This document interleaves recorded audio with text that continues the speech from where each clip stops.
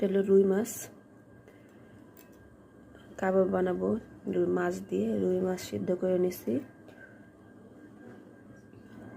এখানে হলুদ লবণ কিচ্ছু দেওয়া হয়নি।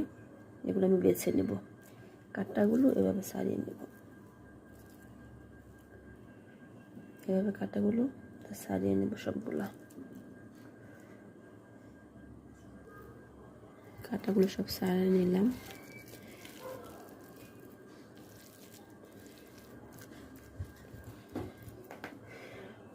এদিকে আলু নিয়েছি ছোট ছোট 2 পিস।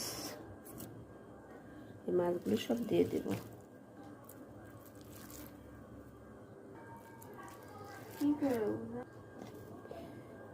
বেরেস্তা দিব না, কাঁচা পেঁয়াজ দিয়ে বানাবো। কাঁচা পেঁয়াজ, কাঁচা মরিচ, দেব একটু লবণ, আর দেব লেবু একটু।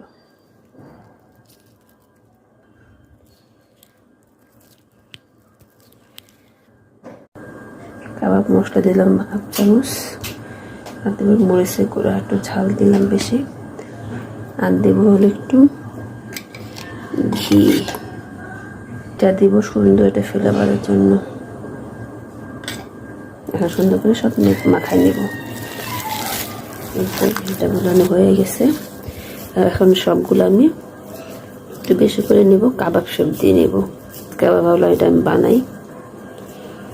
সব এভাবে সুন্দর করে শেপ করে নেব। এটা চাইলে বেড গ্রাম দিয়ে করা যাবে, ডিমও দেওয়া যাবে।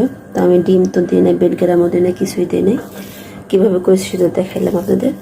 আমি সবগুলো এভাবে বানিয়ে নেব।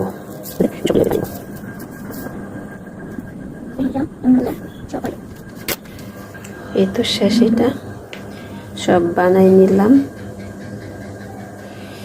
এটা বানানো একদম ইজি, খুবই সহজ। ঘরে যে মশলা আছে সেগুলি দিয়ে বানানো যাবে, এক্সট্রা কিছু দরকার নেই। এটা আমি এখন আধা ঘন্টার জন্য ফ্রিজে ডিপে রেখে দিব।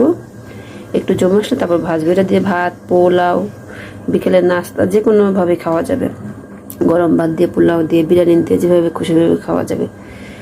তো পরবর্তীতে দেখাবো ভাজার পরে কেমন হয়েছে। একটু এরকম শক্ত শক্ত হালকা, আধা ঘন্টা রাখছিলাম, বেশি না। আমি ভেজে নেব গরম তেলে। বিসমিল্লাহ, ভেজে নিয়ে তুলে নেব। এই তো হয়ে গেছে।